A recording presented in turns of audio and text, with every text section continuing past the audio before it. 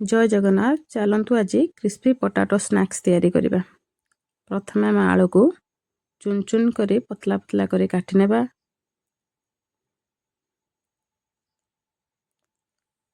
एवं सेथिरे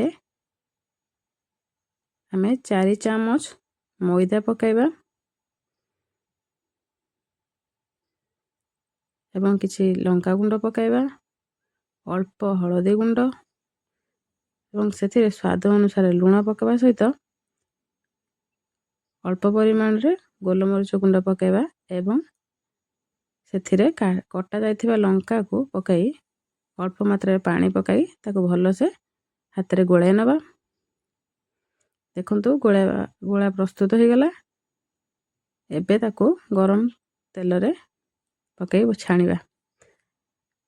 ताको पकाइबा समय रे गैस फ्लेम को सब बेले मीडियम रखिबे। अधिक हाई रखिले आलू टिके सिझी पारि न थाए एवं भलो मथे लागि न थाए। देखंतु एबे भलो भाबरे आलू सिझी जाइछि एवं कलर मथे चेंज हो जाइछि।